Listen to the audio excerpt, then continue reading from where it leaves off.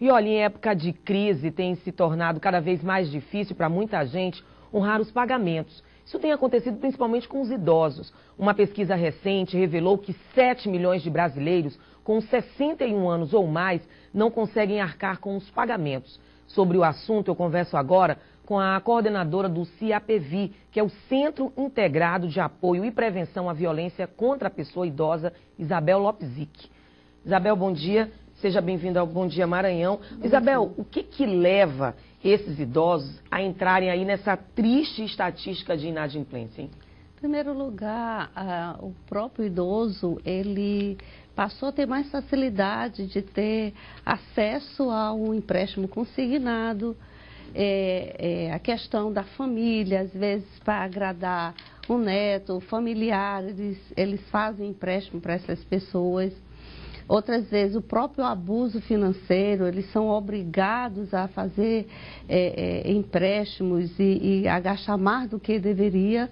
Isso tudo leva a esse endividamento que é crescente no nosso país e no nosso estado também. E aí o governo, pensando que de repente pudesse melhorar a situação, acho que acabou complicando ainda mais, porque aumentou esse 35%, não é isso agora? Hoje o empréstimo consignado houve um aumento de 5%, mas esse 5% muitas vezes ele termina por entrar na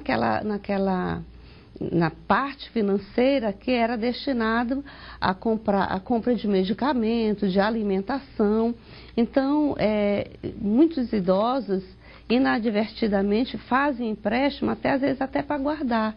Eu vou fazer esse empréstimo, já aconteceu alguns casos que nós atendemos dizendo assim, olha, eu tirei empréstimo, eu deixei numa poupança que no momento que eu precisar, eu vou estar com esse dinheiro disponível. Falta de informação, então. Falta de informação. Caso, né? E aí vocês recebem em média quantos atendimentos? É grande o número de atendimentos, principalmente jurídicos? Olha, nós temos vários atendimentos, né, da questão da violência. Sim. E nesse ano nós já atendemos fizemos 252 atendimentos jurídicos em relação à questão de empréstimo e muitas vezes esses atendimentos, às vezes é só uma orientação. Alguns casos são orientações que as pessoas buscam. Chega, olha, de repente meu dinheiro diminuiu, eu não sei o que aconteceu, a gente vai tentar ver junto ao banco.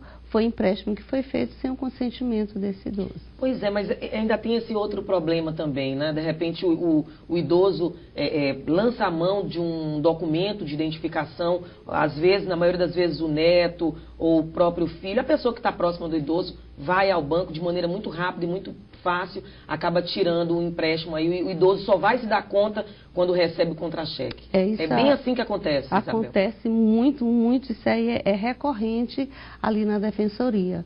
E às vezes nós temos o núcleo do consumidor e às vezes ele chega lá para o defensor em busca de uma solução e a gente não pode dar nenhuma solução, não pode fazer nada porque foi através de senha, foi ele que se descuidou com a sua senha, alguém pegou o cartão, alguém da família, fez o empréstimo, aí o que vai poder ser feito? Infelizmente, chamar muitas vezes esse familiar para tentar ver se ele devolve, né? Que é muito difícil. E o banco também, de repente, não sei, mas pode também ser responsabilizado, porque aí, se não teve o consentimento do idoso, o empréstimo não deveria ser liberado. Mas, enfim, um outro questionamento também é que esse mesmo empréstimo, ele é feito, na maioria das vezes, para ajudar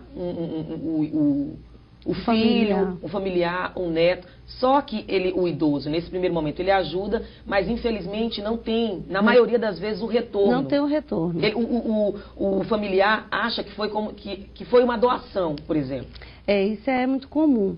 Ele chega para o avô, para o pai, pede, olha, eu estou precisando e eu vou devolver. O idoso faz, né, na boa vontade, e de repente ele não consegue mais ter o retorno. Nós já tivemos casos seríssimos, né, de briga feia entre filho e pai por conta disso, mas o filho foi obrigado e ele pagou, né, na nossa presença, todo o dinheiro que o pai investiu.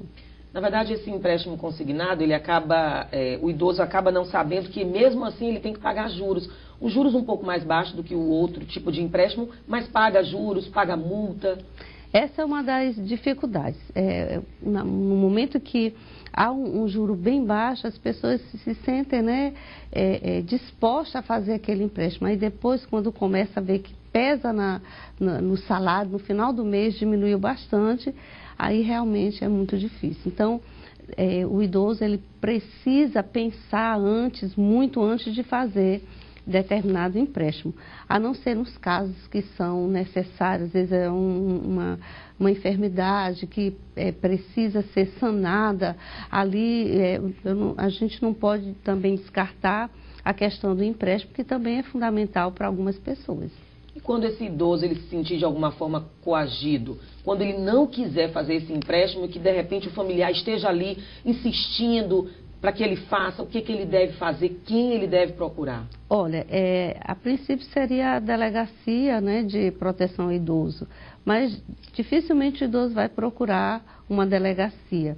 Ele pode nos procurar lá na Defensoria Pública. Nós temos um núcleo do idoso com assistentes sociais, tem psicólogo também na Defensoria, que pode também estar dando esse apoio, dando a orientação necessária para que não chegue até a vias de fato, chegar a se concretizar essa ameaça que ele está recebendo. O problema é que é tudo muito lento, Isabel. O problema é que demora muito, às vezes algumas denúncias, né, feitas por esses idosos, inclusive não só essa questão da violência financeira, mas também maus tratos. E aí demora muito para ir na casa desse idoso, para verificar se ele realmente está sendo maltratado. Tem algum número, Isabel, que você poderia disponibilizar aqui para os telespectadores do Bom Dia Maranhão, para que de repente alguém que esteja numa situação parecida com essa possa denunciar? Olha, tem o Disque Denúncia, que é aqui do Maranhão, que é o 3223-5800.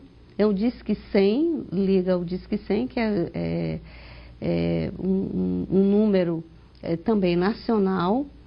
E tem o da Defensoria, que é o 32216110, o ramal 260, fala diretamente conosco lá no CAPV.